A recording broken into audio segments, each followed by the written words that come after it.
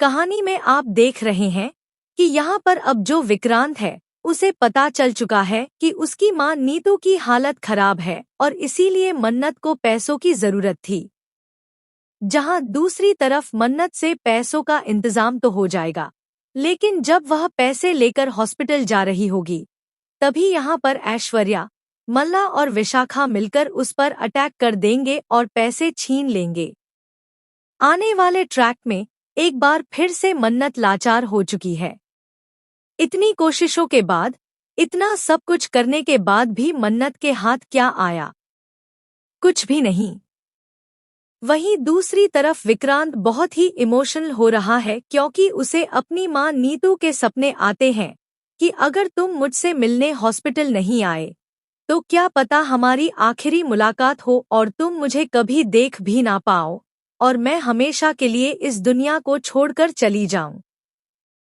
वहीं ऐश्वर्या मन्नत की सारी बातें हॉस्पिटल में सुन लेती है कि कैसे मन्नत ने पैसों का इंतजाम किया और इसी वजह से वह मल्ला और विशाखा के साथ मिलकर मन्नत पर अटैक करके उन पैसों को छीन लेती है।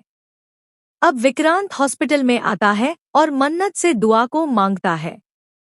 यह सुनकर मन्नत जोर जोर से चिल्लाने लगती है और कहती है कि नहीं, मैं अपनी बेटी दुआ नहीं दूंगी, क्योंकि मन्नत को लगता है कि दुआ का सच विक्रांत के सामने आ गया है कि दुआ उनकी बेटी है, यानी विक्रांत और मन्नत की बेटी।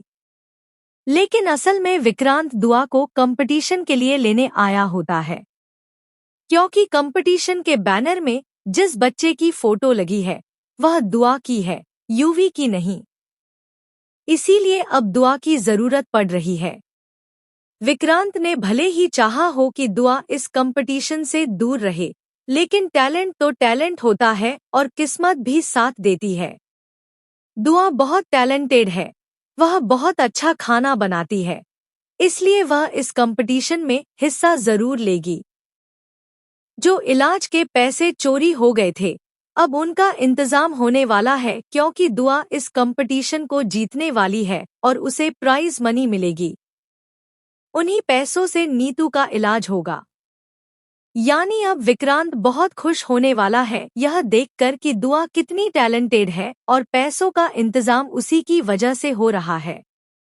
अब देखना यह होगा कि यह विक्रांत की कोई प्लानिंग है पैसे देने के लिए या फिर सच में दुआ अपना कमाल दिखाएगी और पैसों का इंतजाम हो जाएगा और नीतू की सर्जरी सफल हो जाए।